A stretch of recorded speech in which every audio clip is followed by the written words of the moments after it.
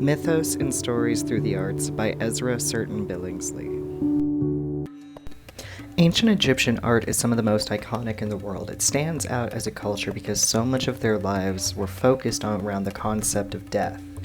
In the Book of the Dead of Hunefer, he is a scribe who dies and must prove that he is a person of good character. If he is a good person who lived a good and virtuous life, he would be allowed to continue in the afterlife. If he was an immoral and bad person in life, then he would be devoured by Amet, a creature that is an amalgamation of lion, hippo, and crocodile parts. His heart is put on a scale. On the other side, there is a feather. Here, we see that his heart is lighter than the feather, meaning his soul will not be destroyed by Amet. In ancient Greek and Roman culture, gods and heroes were an extremely important part of their culture. The Romans loved Greek culture so much that their gods were almost identical to those of the Greek.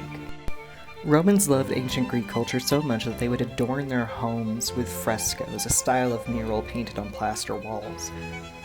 The Romans put frescoes in many parts of their world. They had frescoes and mosaics throughout courtyards, gardens, their homes, throughout their villas and their cities. They often had frescoes depicting stories such as the Odyssey and the Iliad. Exterior walls were adorned in tile mosaics, depicting gods and heroes from their favorite stories or where a god would seem most at home. This means painting the environment, adding animals and creatures associated with these gods to revere them in this space. While we have many stories and artifacts for the ancient Greek and Romans, there's still a lot about them we don't know. Small cults were not uncommon, but the state would not allow such deviation from approved tradition. The practitioners of such beliefs would often have secret rooms of their homes dedicated and decorated for the rituals of their unapproved deities. In medieval Europe, as Christianity became the mandate and norm, different gods were not allowed to be worshipped. Interestingly, that didn't stop them from having their own kind of mythos.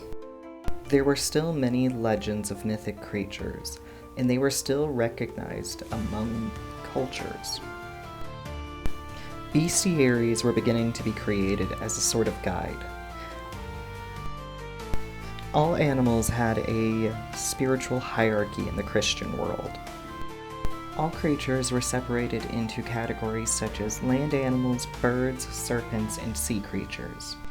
Lions were dubbed the king of beasts and placed at the top of land animals. Lions were often used to reference the crucifixion and Christ. According to bestiaries, birds were shown the same level of reverence among birds as lions were in land animals. After birds, there were serpents. Dragons ruled over the category of serpents. They were seen as evil, vile, and malevolent creatures that were associated with the devil, by proxy of the snake in the Garden of Eden. This is where we get our most common depiction of the dragon, an angry, violent, fire-breathing beast that destroys everything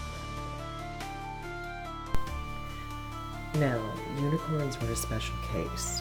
While they were technically a beast of the land, unicorns were so much more to medieval peoples.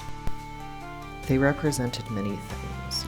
They were hunted, coveted, their body parts were said to have cured many illnesses. On top of that, unicorns symbolized virtue.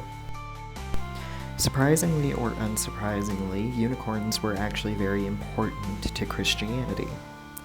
The relationship between maidens and unicorns was a reference to Christ and his mother, the Virgin Mary. Legends of unicorns were the center of many tales, be it through alleged capture or hunt loss.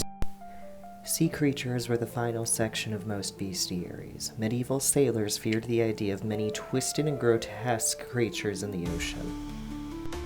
Folk tales of sea monsters easily fit into the bestiary. Leviathans, mermaids, sea serpents, and lord killers from the depths were listed in the bestiary. Many of these creatures were depicted on maps of the oceans. A common belief Listed in Pliny the Elder's natural history was that every land animal had an equivalent in the sea. Here's where we start to see many mashups of land and sea creatures. Life was not the only thing that could be magical to our long-gone predecessors. Objects could be mythical too.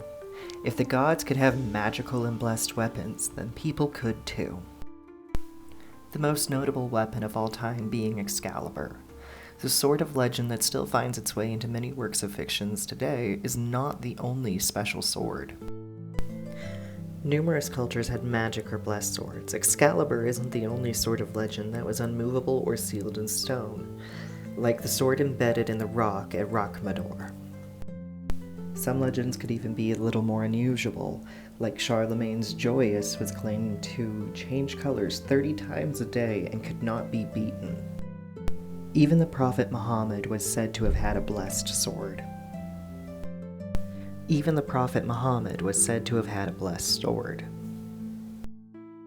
As humans, our minds desperately want to wander and make new things. The myths and stories of old are still wondrous and inspire to this day. We still tell tales of gods and heroes. Modern fiction is deeply inspired by it, by the stories that we humans have told each other for millennia. Where would we even be today without these stories inspiring us all?